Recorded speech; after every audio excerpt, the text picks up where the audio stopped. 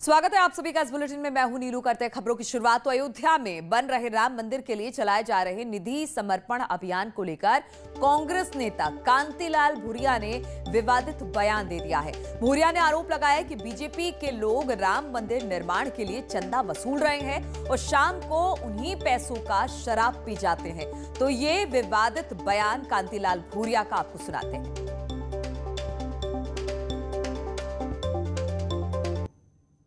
अरबों हजारों करोड़ रुपया इकट्ठा किया था, उसका हिसाब नहीं दे रहे। वो हिसाब दो और वो पैसा सीधा मंदिर के ट्रस्ट में जमा करें। हजारों करोड़, वो पैसा कहां गया? ये भाजपा दबा के बैठी है। और फिर आप घर घर भाजपा के छुटे नेता जा रहे हैं, लाओ मंदिर बनाना, पैसा इकट्ठा कर रहे और फिर शाम को जाके नदी पे जाके दारू पी रहे वो। और कांग्रेस नेता कांतिलाल भूरिया के इस बयान पर योगी सरकार के मंत्री मोहसिन रजा ने पलटवार किया।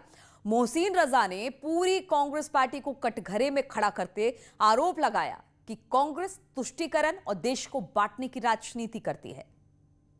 प्रभु श्री राम के अस्तित्व पर ही सवाल उठाया हो तो उनका क्या चरित्र हो सकता है? वो तो लोग इस तरह की बात करेंगे ही, उनसे आप यही उम्मीद कर सकते हैं। उन्होंने तो हमेशा आप माननीय सुप्रीम कोर्ट में उनका जो जिस तरह से एफिडेविट दाखिल किया था उन्होंने, और प्रभु श्री राम के अस्तित्व पर सवाल उठा दिया था। तो ये तो बहुत छोटी बात है। उनके जो छोटे नेता बोल रहे हैं, उनके बड़े नेताओं ने ये काम किया है। तो ये तो हमेशा से देश में इस तरह की कहना चाहिए बहुत ही चरित्रहीन राजनीति को उन्होंने।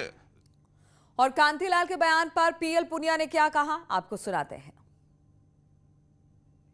पीएल पुनिया हमारे साथ है बात करने के लिए। पुनिया जी, कांग्रेस के ही विधायक है कांतिलाल भूरिया, उन्होंने कहा है कि राम मंदिर के नाम पर जो चंदा इकट्ठा कर रहे हैं बीजेपी के नेता, वो शराब पी लेते हैं उस चंदे का। देखिए, कांतिलाल भूरिया जी बड़े वरिष्ठ नेता हैं।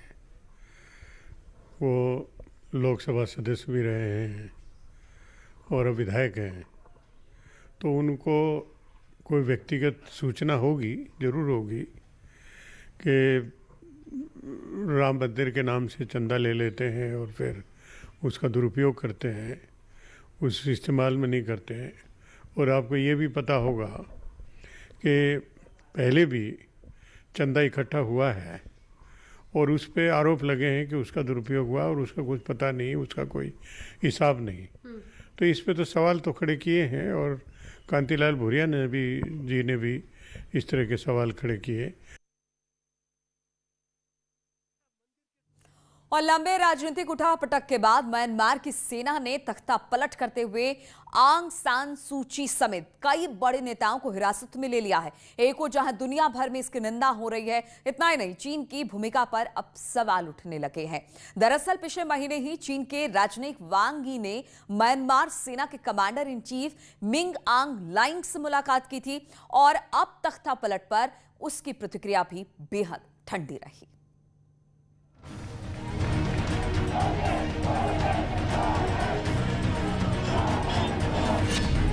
म्यांमार में तख्ता पलट।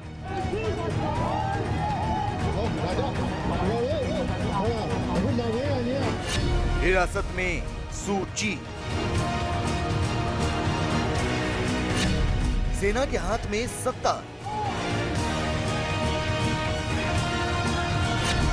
तख्ता पलट चीन की साजिश।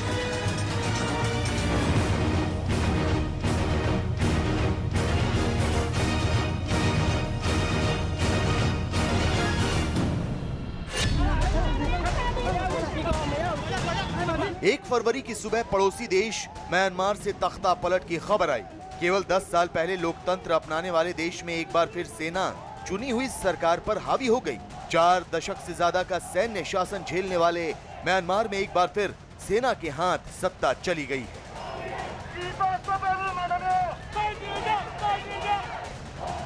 राजधानी नेपाईतौ की अहम इमारतों में सैनिक तैनात हैं। सड़कों पर बख्तरबंद वाहन गश्त कर रहे हैं।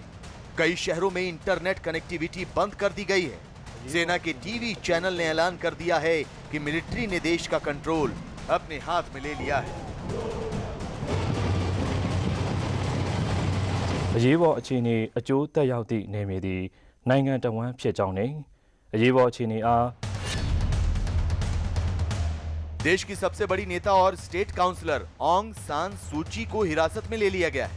देश के राष्ट्रपति यू विन मिंट भी हिरासत में है। म्यांमार की सत्ता अब सैन्य प्रमुख मिन ऑंग लाइंग के हाथ चली गई है। सेना ने 1 साल के आपातकाल का ऐलान कर दिया है। अब 1 साल तक म्यांमार की सरकार सेना ही चलाएगी। म्यांमार की सबसे बड़ी नेता ऑंग सान सूची ने देश में लोकतंत्र लाने के लिए लंबी लड़ाई लड़ी और इसके लिए लंबे समय तक उन्हें नजरबंद भी रहना पड़ा। लेकिन 2011 में जीत के बाद एक बार फिर सूची हिरासत में है। म्यांमार में बीते साल 8 नवंबर को चुनाव हुए थे। इन चुनावों में एनएलडी यानी national league for democracy party ने 476 में से 396 सीटों पर जीत हासिल की, जिससे सूची को फिर सरकार बनाने का मौका मिला। एनएलडी म्यांमार की स्टेट काउंसलर सूची की पार्टी है। चुनाव में उत्तरी सेना के समर्थन वाली यूएसडी यानी union solidarity and development party को महज 33 ही सीटों पर जीत मिली।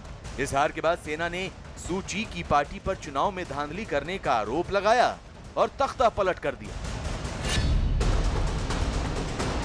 म्यांमार की नई चुनी गई संसद की पहली बैठक सोमवार को ही होनी थी, लेकिन इससे पहले सेना ने बड़े नेताओं को हिरासत में ले लिया। 2011 वो साल था जब म्यांमार में सेना के शासन का अंत हुआ था, लेकिन एक बार फिर पड़ोसी देश की सत्ता सेना के हाथों में चली गई। सेना के आने के मतलब ये है कि वो चाइना से अच्छा संबंध बढ़ेगा, इसलिए उसको मालूम है कि अब उसके जो रिश्ते हैं वो आसियान देशों से, जिसका वो भी एक मेंबर है, वो बिगड़ जाएंगे। और दूसरी बात ये कि पश्चिमी देश का भी प्रेशर पड़ेगा भारत के अलावा। भारत भी चाहेगा कि वहाँ पे जनशक्ति की विजय हो। तो इस तरह से देखा जाए तो अब वो चाइना ही एक ऐसा देश होगा जो कि पूरी तरीके से खुल के उसकी मदद करेगा। सेना म्यांमार में इससे पहले 1962 और 1988 में भी तख्ता पलट कर चुकी है। भारत सहित दुनिया के कई देशों ने सेना के इस कदम पर चिंता जताई।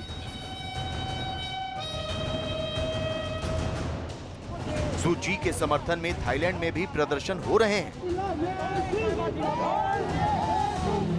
म्यांमार में 50 साल तक रही फौजी सरकार भारत के साथ संबंध बिगाड़ने के पक्ष में कभी भी नहीं रही।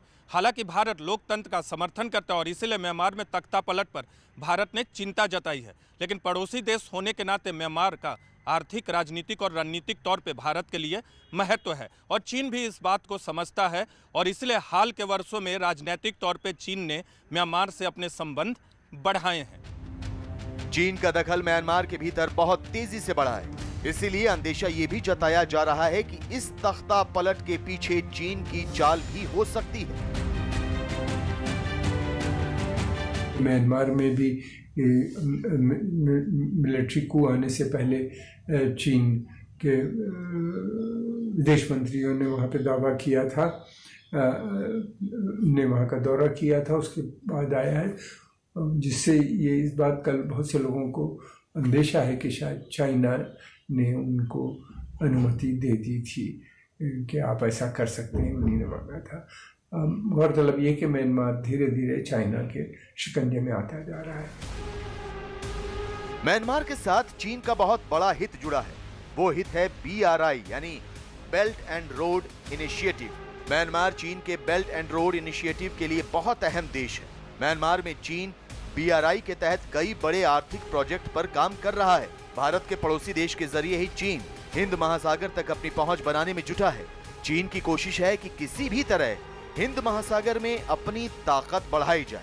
लोकतांत्रिक सरकार के साथ चीन ने कई समझौते भी किए हैं, लेकिन ये जग जाहिर है कि चीन लोकतंत्र का कितना बड़ा समर्थक है। ऐसे में अंदेशा यह है कि सत्ता में आने के बाद चीन म्यांमार की सेना को गुपचुप समर्थन दे सकता है और भारत के पड़ोसी देश में अपनी घुसपैठ बढ़ाकर किलाबंदी मजबूत कर सकता है। चाइना को इस बात का डर लगता है कि अगर वहाँ पे डेमोक्रेसी स्ट्रेंथन होती है तो इसका मतलब ये है कि डेमोक्रेटिक जो जनतांत्रिक शक्तियाँ जो हैं वो भारत के साथ डील करेंगी। इसलिए वो ये नहीं चाहता कि वहाँ पे डेमोक्रेसी आए। वो उसकी कोशिश हमेशा ये होती है सभी जगह के आर्मी से डील करे, ताकि एक ही आर्मी चीफ से बात करके मसलों का हल निकल जाता है। अगर डेमोक्रेसी होती है तो काफ़ी बड़े प्रोसेस से मामला करना पड़ता है। चीन म्यांमार में अपना दखल इसलिए भी बढ़ा रहा है ताकि वो आने वाले समय में भारत के खिलाफ एक और मोर्चा खोलने की साजिश को अंजाम दे सके। भारत और म्यांमार की 1600 किलोमीटर से ज्यादा लंबी सीमा मिलती है। बंगाल की खाड़ी में समुद्री सीमा से भी दोनों देश जुड़े हुए हैं। अरुणाचल प्रदेश, मिजोरम, मणिपुर और नागालैंड की सीमा म्यांमार से सटी है। म्यांमार में चीन का बढ़ता दखल भारत के लिए चिंता की बात है, क्योंकि म्यांमार से पूर्वोत्तर के राज्यों पर चीन का खतरा और बढ़ जाता है। LAC पर चीन पूरी तरह से मात खा चुका है। भारतीय सेना अहम चोटियों से उठाकर चीन को पटक चुकी है। रणनीतिक लिहाज से चीन पस्त है। ऐसे में वो म्यांमार में नया मोर्चा खोलने की साजिश रच रहा है। अरुणाचल प्रदेश, मिजोरम, मणिपुर और नागालैंड राज्यों की सीमा म्यांमार से सटी हुई है। इन राज्यों में उग्रवाद रोकने के लिए म्यांमार का साथ अहम है। साथ ही घुसपैठ रोकने में म्यांमार का सहयोग भी जरूरी है। नीदरलैंड के think tank European foundation for south Asian studies की रिपोर्ट में दावा किया गया है कि चीन उग्रवादियों को उकसाने का काम कर रहा है। इसी रिपोर्ट में कहा गया है कि उग्रवादियों को चीन ने हथियार भी दिए हैं। इसीलिए अंदेशा यह है कि पूर्वोत्तर के राज्यों में अशांति फैलाने की साजिश चीन रच रहा है। चीन की यह साजिश म्यांमार को अपने प्रभाव में लेने के बाद ही कामयाब हो सकती है। बहुत से ऑब्जर्वर्स का मानना यह है कि अगर चाइना का वहाँ पे शिकंजा जमता है तो वो म्यांमार को, जो भारत विरोधी शक्तियाँ म्यांमार में, उनका इस्तेमाल भारत के खिलाफ कर सकता है। उनको और संगठित करने का काम, उनको वेपन देना और उनको इस तरह की हरकतें कर सकता है, उनका इस्तेमाल भारत के खिलाफ।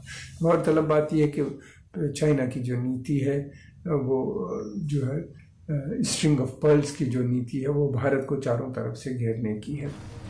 भारत और म्यांमार के संबंध काफी पुराने हैं, लेकिन चीन अब धीरे धीरे म्यांमार को अपने प्रभाव में लेने की कोशिश कर रहा है। वो हिंद महासागर में अपनी ताकत बढ़ाने के साथ साथ भारत के खिलाफ मोर्चेबंदी में जुटा है। इसलिए म्यांमार में चीन का दखल और तख्ता पलट होना भारत के लिए चिंता का सबब। और यहाँ जिला है जो उत्तर प्रदेश सरकार की निगरानी में पर्यटकों को काशी के दर्शन कराएगा।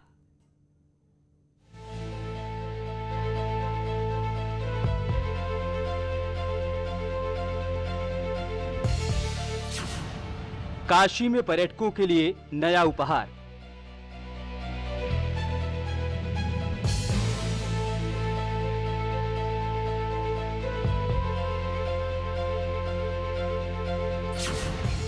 गंगा की गोद में 2 मंजिला क्रूज। गौरवान्वित करने वाला पल तो है ही साथ उत्तर प्रदेश में पर्यटन को बढ़ावा देने के लिए यह कार्य भी होंगे। शायद आज से कुछ साल पहले तक पिछली सरकारों में यह सोच का विषय था।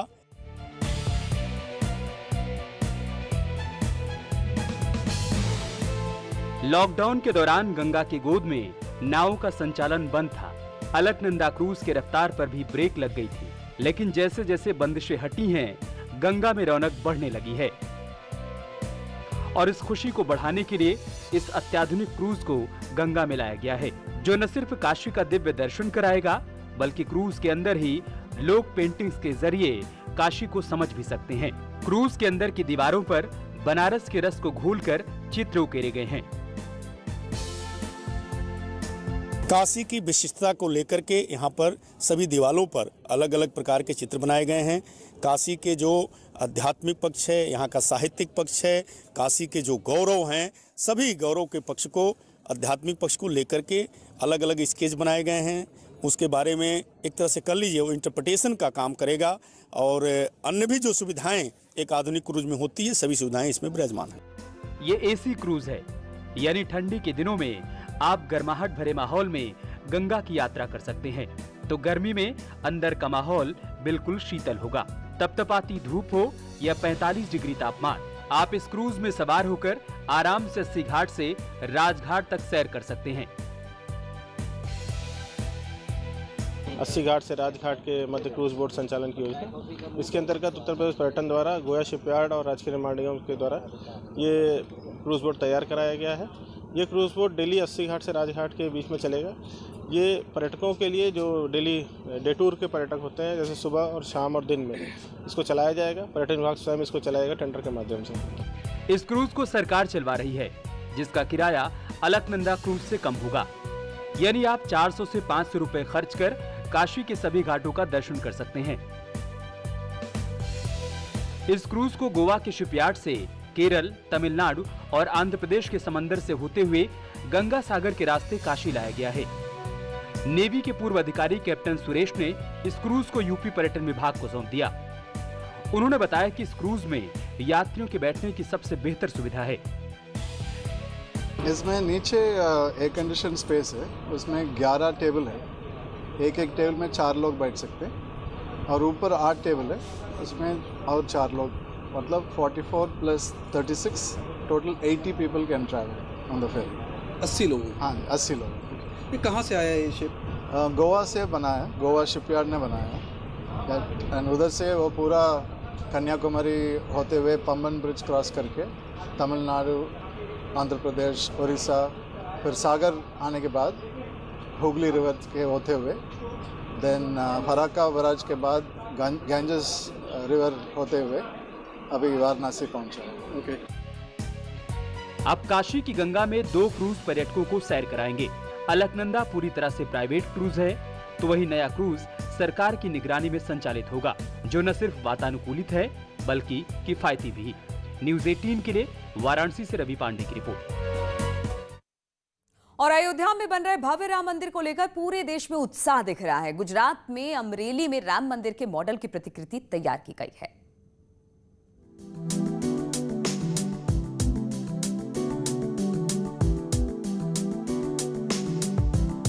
राम मंदिर का ये मॉडल देखने में हूबहू अयोध्या में बन रहे रामलला के मंदिर की तरह है। आयोजकों के मुताबिक राम मंदिर का इतना बड़ा और शानदार फ्लोट गुजरात में पहली बार बनाया गया है। अमरेली में सरदार सर्कल के पास सीनियर सिटीजन पार्क में अमरेली विश्व हिंदू परिषद ने 2 लोगों के सहयोग से राम मंदिर का ये 3D फ्लोट तैयार किया। वीएचपी नेताओं ने बताया कि ये मॉडल अगले 25 दिनों के लिए यहाँ रखा जाएगा, जो औपचारिक रूप से आम लोगों के लिए खोल दिया गया है। यहाँ अयोध्या के राम मंदिर में होने वाली हर गतिविधि के बारे में भी लोगों को जानकारी दी जाएगी।